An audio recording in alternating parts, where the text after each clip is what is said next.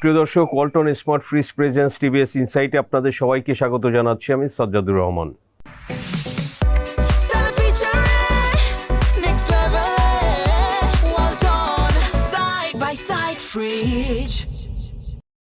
দর্শক, আমরা জানি যে মধ্যপ্রাচ্যের যুদ্ধের প্রভাব সারা পৃথিবীতেই পড়েছে।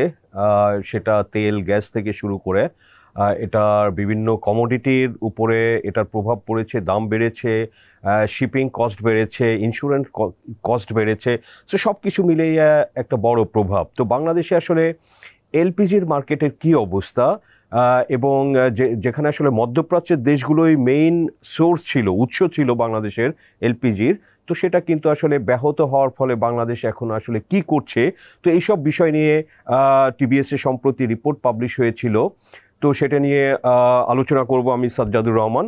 দর্শক, আমরা যদি একটু শুরুতে দেখি যে আসলে এর ফলে কি হয়েছে। এই যে দামটা যে বেড়েছে, তো বেশি দামে আনার ফলে আমরা দেখলাম যে এপ্রিল মাসের যে মূল্য ঘোষণা করলো বাংলাদেশ এনার্জি রেগুলেটরি কমিশন, যারা এই প্রাইসটা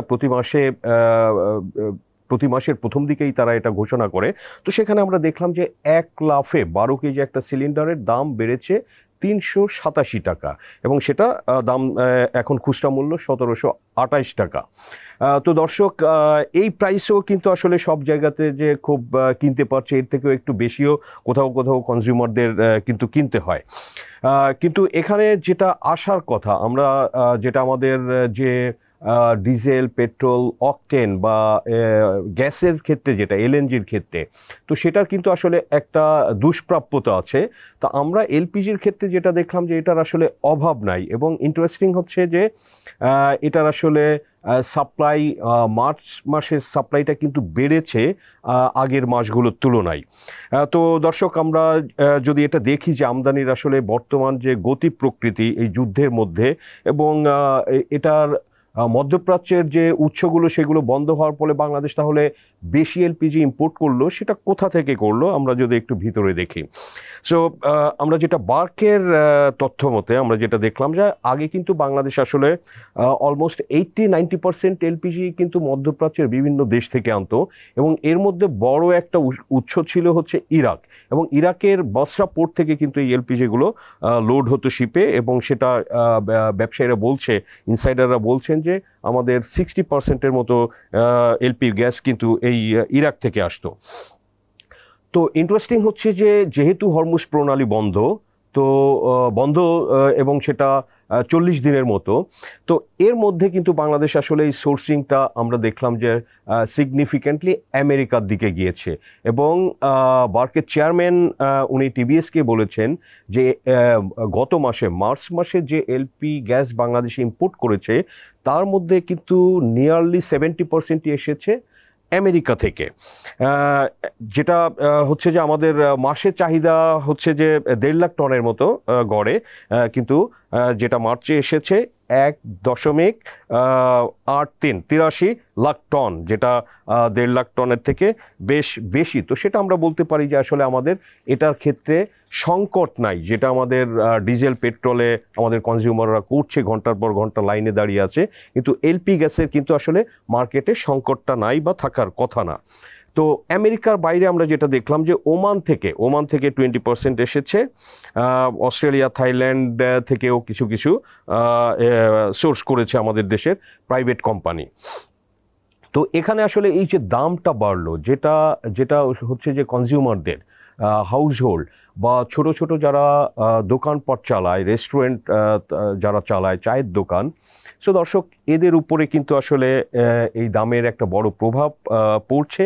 কিন্তু দামটা আসলে কেন বাড়ছে দর্শক, আমরা যদি একটু আপনাদের এটা এক্সপ্লেন করি, যে আন্তর্জাতিক বাজারে কিন্তু আসলে এলপি গ্যাসের যে দামটা, এটা কিন্তু সৌদি আরবের কোম্পানি অ্যারামকোই বেঞ্চমার্ক প্রাইসটা সেট করে থাকে প্রতি মাসের জন্য। তো সেখানে সৌদি আরামকো এই মাসে যেটা প্রোপেন এবং বিউটেন, এই দুইটার মিক্সিংয়ের মাধ্যমে কিন্তু এলপি গ্যাসটা তৈরি হয়, সেটা কিন্তু 1 লাফে বেড়েছে $200-250 পার টন, যেটা প্রোপেন $750, এটা এপ্রিলের জন্য এই প্রাইসটা সৌদি আরামকো সেট করেছে, এবং বিউটেনের ক্ষেত্রে সেটা প্রতি টন $800, যেটা আগে $550-500 এরকম ছিল। তো দর্শক, এর সাথে যদি আমরা আসলে এই যে ফ্রেইট কস্ট, ফ্রেট কস্ট এই মধ্যপ্রাচ্য থেকে যেখানে আসলে আসতে আমাদের এই জাহাজগুলোর কিন্তু 2 সপ্তাহের মতো সময় লাগতো, সেটা কিন্তু আমেরিকা থেকে আনতে সেটা 40 থেকে 45 দিনের মতো সময় লাগে। তো এসব কারণে তো স্বাভাবিকভাবেই যে শিপিং কস্ট, ফ্রেট কস্ট সেটা কিন্তু বেড়ে যাবে। এবং আরও একটা কারণ হচ্ছে যে এটা কিন্তু ইন্স্যুরেন্স প্রিমিয়াম কস্ট, যেটা যেটা রিস্ক প্রিমিয়াম, তো সেটাও কিন্তু আসলে বেড়ে গিয়েছে, বিকজ এই যুদ্ধের কারণে বিভিন্নভাবে জাহাজের ক্ষতিগ্রস্ত হতে পারে। এসবের কারণে সেটাও কিন্তু আসলে ব্যবসায়ীদের উপরে, ইম্পোর্টারদের উপরে পড়ছে, এবং আলটিমেটলি কিন্তু সেটা যেটা জনগণ, ক্রেতা সাধারণ, তাদের উপরে কিন্তু এটার প্রভাব পড়ছে।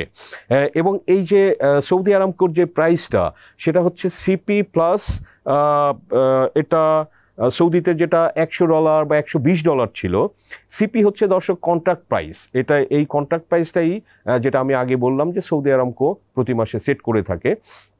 সো কন্ট্রাক্ট প্রাইসের সাথে এটা হচ্ছে যে $100 বা $120 ছিল যুদ্ধের আগে। সো এটা হচ্ছে freight cost, insurance and other risk সহ ওইটা হচ্ছে যে সিপি প্লাস, যেটা বলা হচ্ছে $100 বা $120। সো দর্শক, এটা কিন্তু এই যে আমেরিকা থেকে আনার ক্ষেত্রে এটার কস্টিংটা পড়ছে সিপি প্লাস $200। সো $200 এটা পার টন বেড়ে যাওয়ার কারণে স্বাভাবিকভাবেই কিন্তু আমাদের বার্ক আগে যেটা প্রাইসটা করতো সেটা কিন্তু সিপি প্লাস $120 গত মাসেও করেছে। আমরা এটার ইনসাইডার যারা কোম্পানি, তাদের থেকে কিন্তু এটা জানতে পেরেছি। এবং যেহেতু এখন বেশি পড়ছে, সো যে কারণে বার্ক কিন্তু এই প্রাইসটা প্রতি 12 কেজি সিলিন্ডারে কিন্তু $387 বাড়িয়ে দিতে বাধ্য হলো। আমরা জানি যে এটা আসলে সাধারণ মানুষের উপরে, তারপরে ছোট ছোট ব্যবসায়ী, দোকানদার, রেস্টুরেন্ট, চায়ের দোকানদার, এদের উপরে বড় রকমের একটা প্রভাব ফেলেছে। কিন্তু আসলে এখানে সরকারের বা বার্কের এটা দাম না বাড়িয়ে আসলে তাদের হাতে খুব একটা সুযোগও ছিল না। তো এইসব কারণেই আসলে বিইআরসি, যেটা আমরা বললাম যে দাম বাড়িয়েছে। সো এই যে দর্শক, এলপিজিতে 1,83,000 টন এলপিজি যে মার্চ মাসে বাংলাদেশে আসলো, যেটা ডিমান্ড 1.5 লাখ টনের মতো আমরা বলেছি যে, তো এটা আসলে তাহলে কারা আনলো, এখানে বাংলাদেশের কোম্পানি কারা, আমরা সেটাও যদি একটু শেয়ার করি সংক্ষেপে। বাংলাদেশে কিন্তু আসলে এলপিজি কোম্পানির নামে ইন অপারেশনসে আছে কিন্তু 29টা কোম্পানি দর্শক, কিন্তু আসলে এখন ইফেক্টিভলি কিন্তু 5-6টা কোম্পানি ব্যবসা করছে বা ইম্পোর্ট করছে। তো এর মধ্যে যদি আমরা দেখি আসলে 4টি কোম্পানি যাদের হচ্ছে যে এই যে ইম্পোর্টের 76% কিন্তু আসলে এই 4টি কোম্পানি ইম্পোর্ট করেছে, এরকমের ডেটা আমরা দেখলাম।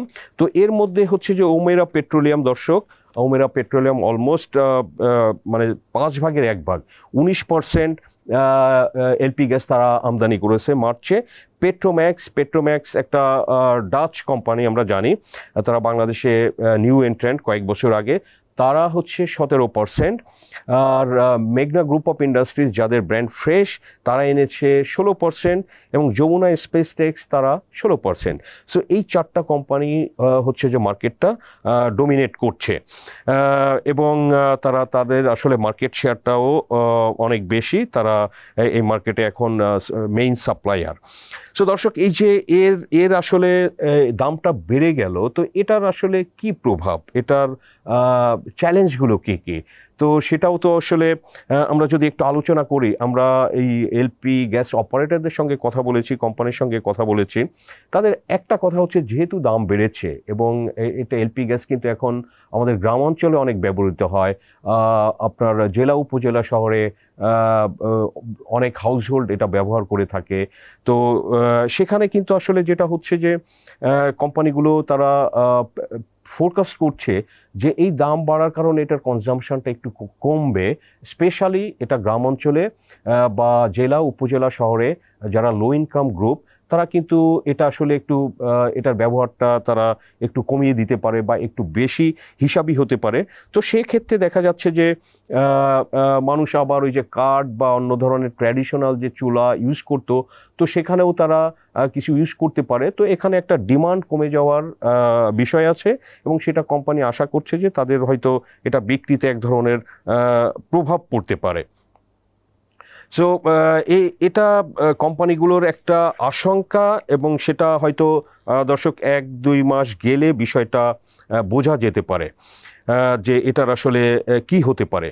সো দর্শক, আমরা আলোচনা শেষের দিকে আমরা যদি এটার যে আন্তর্জাতিক পরিস্থিতি, এই যে মধ্যপ্রাচ্যের যুদ্ধ, একটা খুশির খবর হচ্ছে যে এটা ট্রাম্প এবং ইরান তারা রাজি হয়েছে যে 2 সপ্তাহের একটা যুদ্ধবিরতি, এবং সেটা এর ফলে হয়তো আবার আমরা দেখলাম যে এই ঘোষণার পরেই, যুদ্ধবিরতির ঘোষণার পরেই কিন্তু গ্লোবাল মার্কেটে আমরা দেখলাম যে তেলের দাম আপনার $94 কাছাকাছি এসেছে, যেটা 13-14% অলরেডি কমে গিয়েছে।